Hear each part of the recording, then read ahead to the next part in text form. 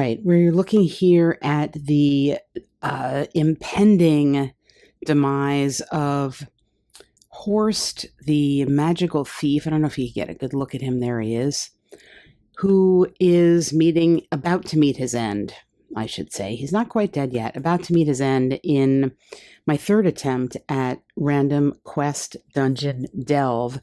This is a game by Brian Larch with wonderful art by this artist whose name I don't want to mispronounce, but the artist is very key to the enjoyment of this game, to the feel of the game, and deserves a ton of credit for making this enjoyable and something you want to go back to, even though in this case, as I said, I'm about to die for the third time. This Dungeon Delve is challenging, fun, and exciting. It's primarily a solo play game full of rapid-fire dice, deadly foes, and treasure. You, as the game master and the player character, delve deeper into the many dungeons that dot the countryside near the good town of Riverwell. It is here that you equip your warrior, wizard, priest, or thief and set out to clear each of the dungeons in an attempt to gain wealth and experience points, which allow you to become more powerful. Once you have cleared all of the dungeons, you win the game, and your PC is bestowed with the title of Majestic Lord or Lady of Renown and is guaranteed a place of honor in the Grand Hall of Eminence. Take the first step on your quest and let the random fun begin. Now, key to this description here is this phraseology here. You are both the game master and the player character.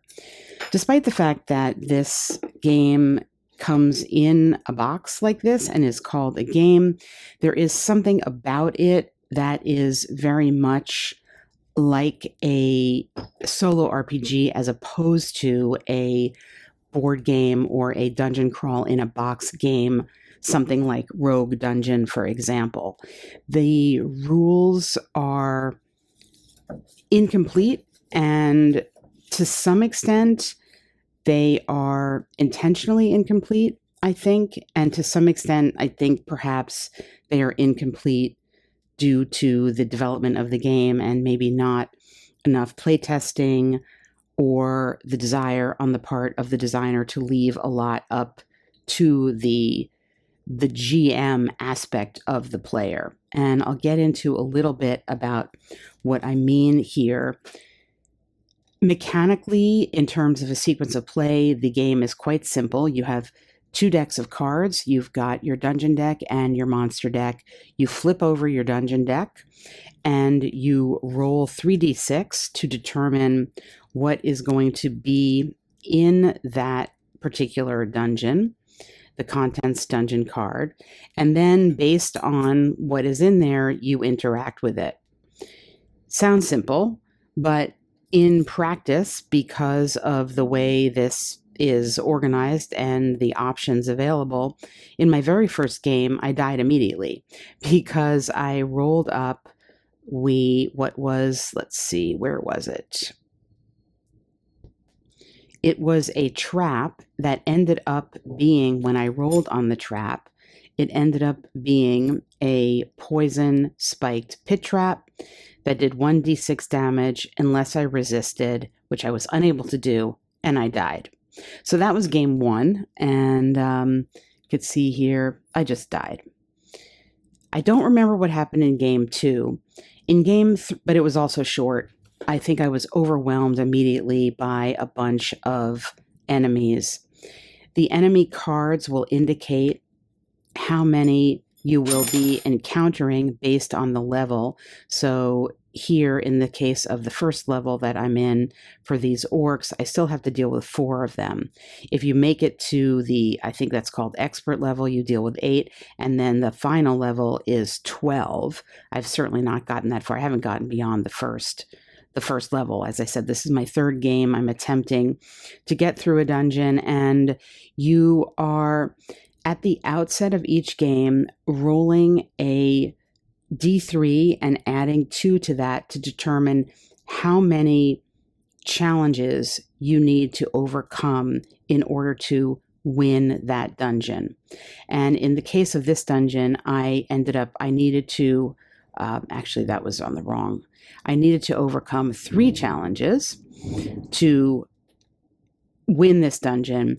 I have done 2 of them, and now I have my 3rd to go. But at this point, my health is only down to my health at this point is 3, and I just don't have any healing. I didn't bring any healing potions with me, so I don't think there's any possible way I can make it. So I'm thinking of starting over. So what is a challenge in this game? Well, let's look at the rules and see. This is a good example of there's an optional rule and choices that you have to make in a good way as the player. So here's the rule book for Random Quest, and the first thing we're going to look at is actually the character creation here in the middle of the book. What you're doing to create a character is you are rolling 3d6 and adding the total and recording it somewhere, and you're doing that 5 times. These are going to be your 5 attribute scores, and then you get to assign those numbers to one of the 5 attributes. You assign the overall number, so you've got combat, agility, health, knowledge, and personality.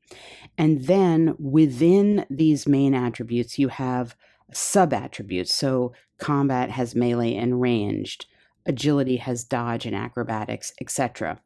You divide the total that you received from your 3d6 roll into 2 numbers to assign them and to the sub-attribute.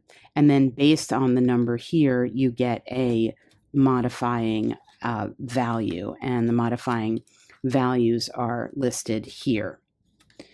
The total of your sub-attribute plus the modifier cannot exceed 11, because the way this works is it's a roll under system with 2d6s, so you have to have the possibility of failure. It's roll equal to or under. So for example, with my melee value of 10, for me to succeed in a melee attack, I need to roll 10 or less on 2d6s when I do an attack. And the attributes are also keyed to certain other things that you can do. So for example, for magic, to cast a spell, you're using your esoteric value. And if you are a wizard or a priest, you get to include the modifier.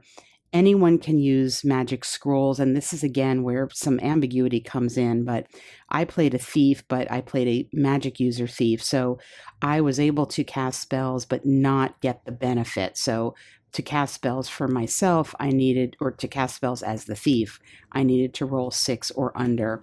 And that sort of comes into play. Actually, the magic rules, such as they are here, but it is a little unclear how many spells a non-magic user has access to and which ones and when. I kind of made up my own rule for that along the way, which I think I need to modify. It wasn't such a great rule, but this is just another example, and I'm not going to dwell too much in this video on the places where there's ambiguity in the rules, because there are quite a few places, and I don't think if you're looking for something that is going to be rules heavy in terms of there's going to be a ruling for everything, this is not your game. But if you're open to flexibility and like what a flexibility or ambiguity has to offer in terms of player agency, then it's fine. And in fact, it's really quite good. So there's arcane magic and divine magic. And what I decided was that I was going to be committing to a spell. I was going to have 6 spells I could use in one level of the dungeon. I have to commit my spell action and then roll to see both what I got and then whether I succeeded. And if I failed, I lost my action for that turn. So in effect, it would be in combat, like I could do nothing. And then I randomly, since I wasn't quite clear on what spells I had and I didn't start out with any, I just assigned the odd even. So if this had been my roll, that would have meant that I got the lightning bolt arcane magic spell, the odd arcane, and then the 10 for the lightning bolt. In practice, this didn't work so well for reasons that don't matter for this video. I have to figure out how I want to do that. I think it's best to choose spells at the outset and keep that same rule, which is the rule from the rules themselves, where you're committing a spell as an action, and then if it fails, it doesn't work. And if it does succeed, the enemy has the option to try to resist it. So in combat, as well as in Magic in this game, what is happening basically is that you are, as mentioned, rolling your 2d6 to try to get below, at or under your value. So if I rolled this in melee, that would have just been a success. And then in the case of this character, I have a melee weapon of a longsword, which does d6 plus 1 damage. So then I would roll for my d6 plus 1. So that would do 5 damage in theory, because every enemy has a resistance, a dodge number where they could possibly avoid half the damage. So in the case of the orcs, I did, in theory, 5 damage. The orcs, if they can try to resist that. So they can roll to resist every time they would roll. And if they rolled here, they would get full damage because they rolled an 8. However, if their roll was 7, they would only get half damage because they would have successfully dodged half the damage. You do round up in this case. So for inflicting 5 damage and dodging it, they would get a total of 3 damage points. Now, in the case of these orcs, I'm facing 4 orcs. So you would have to, and this is why everything looks kind of so messy, because I did face these orcs. I made these cubes, my orcs, and I kept track of the orcs that I was attacking before the outset of the combat, and then I slowly ticked down their 5 health to eliminate them as I was able to do that. Again, this is not spelled out per se in the rule book. It's something you need to figure out for yourself how you're going to play. The other thing that's not spelled out in the rule book, which is, I think, even more challenging to interpret, is that when you have multiple enemies here, it's unclear whether I fight, and then all 4 of them attack me at once, or like I'm attacking one, they're attacking me. Given that these are counted when you overcome them as overcoming 1 challenge, remember in this dungeon I needed to overcome 3. All 4 orcs killed is overcoming 1 challenge. I attacked myself basically 4 times for all of the orcs. So it was like me and then the 4 orcs.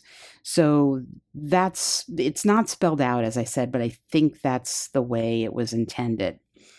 I should say, though, that combat's even a little more complicated than that, because you're not automatically having a round of combat each time. So you are meant to be rolling 3d6 for each round at the start of each round of combat to see what is going to happen. So in this particular case, this would be another attack from the orcs. But you could have a case, and I did, where the enemy stole an item and ran away with it. And in fact, that is what happened to me earlier on in this dungeon. I decided to keep a little dungeon chronicle because I wanted to keep track of what was going on. And right away, a bugbear at the outset stole my rope. And thematically, I decided that this bugbear was going to be running around in the dungeon and would be a wandering monster pulled in if I encountered a wandering monster, and that I could also search for this bugbear because, as I said in my little journal here, he stole my rope. I will search him down and get it back. I will skin him and sell that hide in town as my personal vengeance. So this was how I decided to deal with that. It was a little bit frustrating at the time because combat had gone on for a while, and then I rolled this. All of a sudden, he just stole my rope and ran away. So that's part of the game. That's built into the game, and it is I mean, obviously you could choose not to do that roll and just decide to have the combat, but rolling for the monster reaction each time does interject that little uncertainty there. And as I said, once he stole my rope and I was so frustrated by that, that's when I decided he's going to be wandering around the dungeon. I'm going to try to track him down. Now, where did that come from? That just came from my own interaction with the game. There are not specific rules for that. The rules are silent on what happens when a monster runs away as to whether you put that into some sort of pool of wandering monsters that you can encounter again or not. There are rules for encountering wandering monsters, but it doesn't say anything about sticking to the monsters that are already there. You do have a pretty decent deck of monsters for the game, though to play the game as it is designed, you need to be going into the dungeon multiple times to actually achieve victory in the game. So it's not just simply 3 dungeons that you're going into. You need to, let's look at the actual rule itself. There are 3 difficulty levels: basic, expert, and advanced. Each new PC begins at the basic. You have to complete 2 basic level dungeons before you advance to expert. And then at that point, the next time you enter, you have to play through the expert.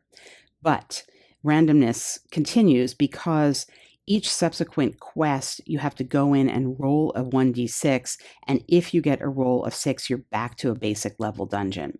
Otherwise, you continue on and you play your expert level, and then you have to do 3 expert levels to get to the next level, which is advanced. And then when you're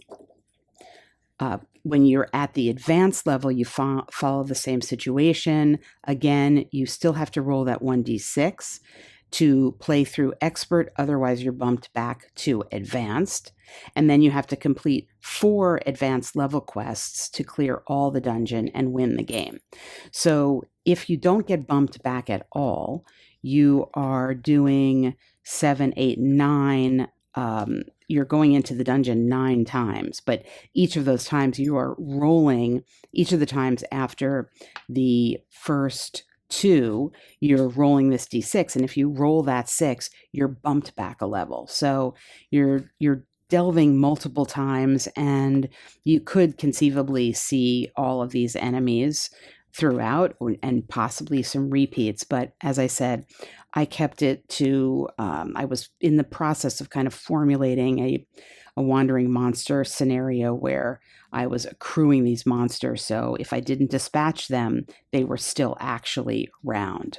As mentioned, you need to clear the dungeon, and you need to determine the number of monsters that have to be vanquished. So you're rolling a 1d3 plus 2 in order to do that. So that's how in this current dungeon, I ended up with needing to vanquish a total of 3. Well, we won't call them monsters, we'll call them encounters. So there is a rule that is as a variant rule, which I recommend using, which is to consider, it says here, a traps challenge option. Instead of defeating only monsters, the discovery and successful avoidance or disarming of traps and or overcoming challenge can be used to count for 1 monster. So I would just overall call that a challenge, meaning if you successfully avoid a trap, if you successfully defeat a monster, or if you successfully do something else in the game that is a challenge. It might be something that you yourself bring in.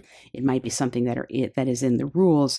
You can consider that a challenge, and that would go toward the total number that you need to defeat that level dungeon. Now, in terms of bringing things in, for my play, pretty quickly, I brought in 2 things to the game to enhance the game. The first was this book, The Dungeon Dozen, Random Tables for Fantasy RPGs by Jason Scholtes. I have done a video on this game, and I will put the link to that video up here. I brought this in. It is a series of D12 tables that are all sorts of just random stuff drawn mostly from his Dungeon Dozen blog, or solely from his Dungeon Dozen blog. You can look at my video to see more about what that is, but I brought this in to just kind of enhance my own gameplay. And in fact, I want to save that spot for something for later, because the dungeon cards in this game, while the art is great and evocative and, at least for me, really drew me into the game, nothing here is referenced in the rules. Nothing is, well, I shouldn't say nothing. The only thing that's referenced is there are some places where there's a crack in the tile, and there is a discussion about how you would jump over the crack or pass through a crack. There's some clearly blocked areas, not on this tile, but in other cards. There's some discussion of how to deal with that. But for example, like, what is this? How do you deal with it? Is it a fountain? Can you drink it? Can you get rations or water from it? Can it provide you healing? I mean, these are just some of the things that come to my mind when I think about this. None of that is explained in the rules. It is all open to your interpretation or not. You could just simply avoid it. I don't think the characters have a movement value even, so there's no movement value. There's nothing in the game. You have a melee and a ranged value, and you have characters that can carry melee and ranged weapons, but there's nothing in the game to say when or why you might use those things. If you are standing here and, if you are standing here as your character and here is a monster, do you just encounter the monster? Is there blocked range, line of sight here? Does that mean you can't draw a bow? When does it come in? That is all. The game is silent on all of that, despite the fact that there is a ranged and melee value. So again, that's something that if that type of ambiguity or absence really of a rule bothers you, this is probably not the game for you. If that type of ambiguity is something that says to you, oh, I can figure this out for myself. I can come to a tile like this and maybe get one of my random books out. And another book I turned to right away was this one, the Dungeon Dressing from Raging Swan Press.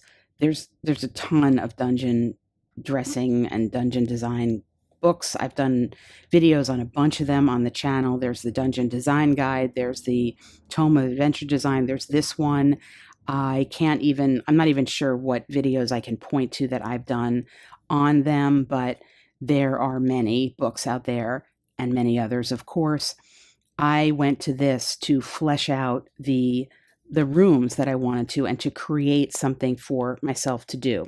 So for example, in this room here, I took a look at this card and I decided that maybe this was like a crypt area. This was like the main crypt. These were maybe sarcophagi that I could search. And then I found in here a table that had to do with unexpected sarcophagus contents.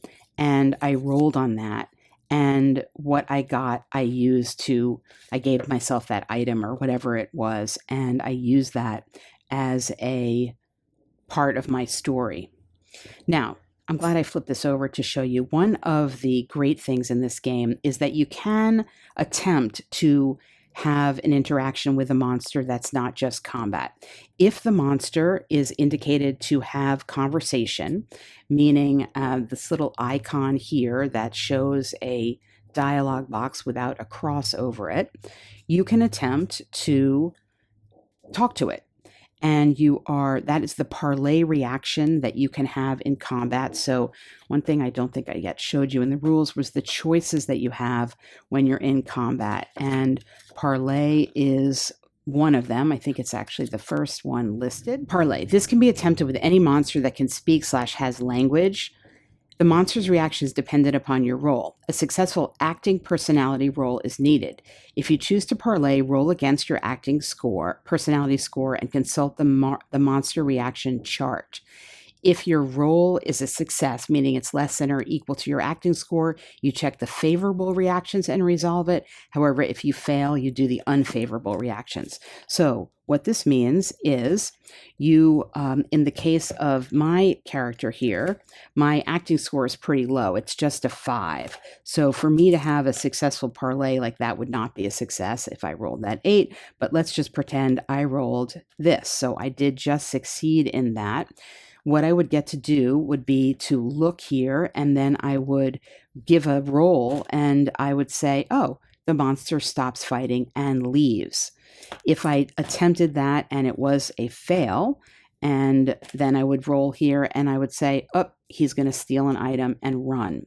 So that is that's something that's great. It reminds me of the old Death Maze, one of my favorite games, and a spiritual precursor to this game for sure, that did have a similar, I don't remember what it was called there, but you could interact. It was one of the games where you could interact with a monster.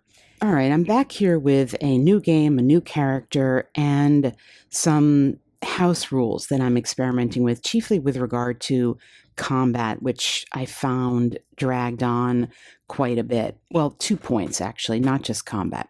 The first is my house rule is that I can't have a value more than 9 on anything, because I find that it's just too easy if you have such a high value. It almost feels like there's no point in rolling, because the chance, if you have a value up to the rules, which is 11, is over 80% success, and that seems like too high. So I made my character as usual, and then anything that could have potentially been a value more than 9, I brought down to 9. So my melee and ranged were 9 on here, as well as my dodge being 9, and my esoteric was brought down to 9. That was rule number 1. The second rule concerns combat, and this is where I'm deviating the most from the rules, and I'm still working out how this is going to be. But the combat situation here is as follows. There's going to be a procedure where initially, and you encounter, when you walk into a space, if there is no blockage, there's no potential line of sight, you are not even rolling initiative. You are automatically drawing your ranged weapon if you have one, and you are doing a ranged attack that cannot be dodged and is with lack of initiative, sort of thinking about how it would be if you're creeping through, you are surprising the enemy there. So that's the first point. If you walk into a situation that does have items in it, or there is an indication of something in the room, the enemy will have the opportunity to hide or to dodge. So you will still get initiative, you will still draw and fire for your ranged weapon if you have one, but in that case, the enemy can hide. So that's point number 1. And then the enemy responds with ranged in that first round if they have ranged. Now, in this particular case, the skeletons, it's indicated that they prefer range. So I'm going to go with what the card says. But if it were an enemy where it did not say that, I would go back to my own procedure here, which is on the second round, you have a choice if you're continuing with ranged, and then they will do range. So you'll roll sort of regularly and follow the regular rules there. But then by round 3, this is where my procedure takes over. So for round 3, before the round starts, I'm rolling a d3. If it comes up as a 1, there is just one more round of melee attack, and then the combat is done. You will win if you are the side with the least total wounds. You will still be wounded. You will keep your wounds, but it will be considered a win if you have fewer wounds than the enemy. If you roll a 2 on the d3, there's 2 more rounds of melee, and then the calculation begins. So you're going to keep track of your total wounds as well as the enemy's total wounds. And if you roll a 3, you have the option to use magic if you have magic. Now, with character creation, that was the other thing I did, where I basically assigned, I made my character have magic. I just assigned 6 spells, and when they were used up, they were gone, and you were only able to use them if you rolled a 3 on the D3 beginning the 3rd round of combat. And then you could use magic then, or you could use magic in any of the rounds that would ensue. So there were going to be 3 rounds of melee after that. So essentially what I did was try to simulate that, when you came upon something, it would be like arranged, and then you would close in, and it would be melee for a certain number of rounds. The reason that I did this was because combat just dragged on way, way too long, especially with multiple enemies. Now, in this particular case with the skeletons, what happened was we did the initial damage. I did some initial damage with a ranged weapon to the red skeleton, and then kept attacking it and got rid of it. And then I got to the end, and I rolled a 3 on the D6, and I decided to just blow them away with my flare strike, because, well, I just wanted to do that. I just felt like doing that. And I only have 24 arrows also, so I had to be mindful of using up my arrows. And I didn't want to get into too many wounds by encountering them and going through another couple of rounds. So that's my sort of 1.0 house ruling on combat. I'm not sure if the D3 is the right way to go. Maybe rolling a D6 is better but then you could, again, end up with 6 rounds of combat, which could be super long. On the other hand, that might give more of an opportunity for more of the combats to play out. So I'm not totally sure about that yet, but I'm going to continue to work on that. The other thing that I did before coming into this dungeon, and it was good that I did, because as you can see, the cards I got here, the first 2 cards were basically just like nothing, is I went to my own books, Wanderings, which is a sort of overland-ish, but there's some interior little story points and backstories that you can roll on to get some flavor for something, and also A Place Underground, which has a D66 dungeon table in it. And I rolled on those when I started, just to give myself some flavor and feel for what was going on. This was just another way of bringing in outside material. And as I go through, so I made some notes on what I rolled up in here, and I can't find it easily. I think it was, well, I can't remember what it was, but I made some notes about some points of contact here, and I'm going to use that as the suggestion for example, like what this room could be, or I found a key, like what the key could mean, just going back to my own little backstory that I rolled up here.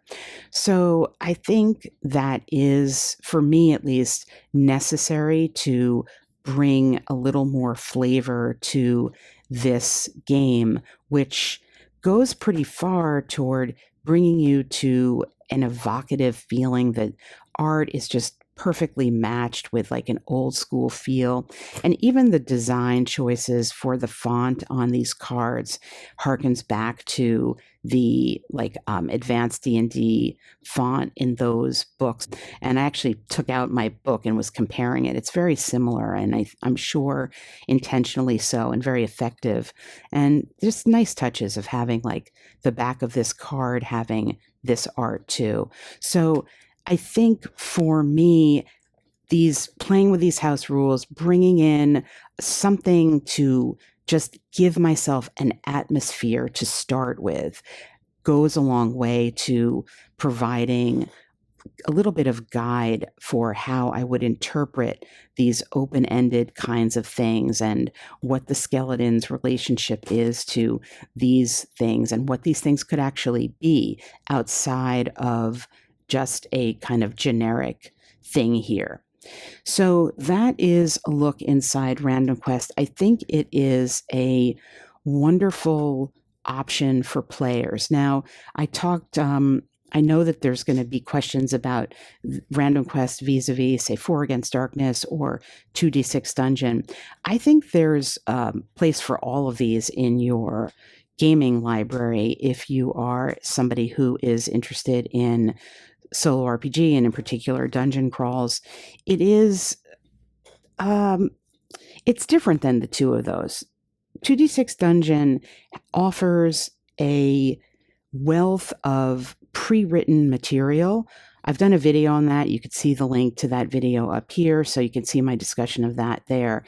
It offers a wealth of pre-generated material in snippets that will allow you, take you through a massive 10-level dungeon.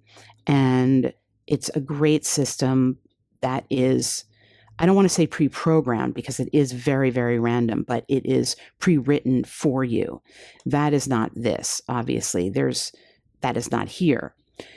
4 Against Darkness is also different in that, first of all, obviously you're playing 4 characters, but the source material there too is massive and spread out over numerous books. I think I probably have at least 15 or more of those books. So it can be a little daunting to start out and to know where to go. And most of the evocative flavor and themes are developed in different books in 4 Against Darkness. So I think that too is something just rather different.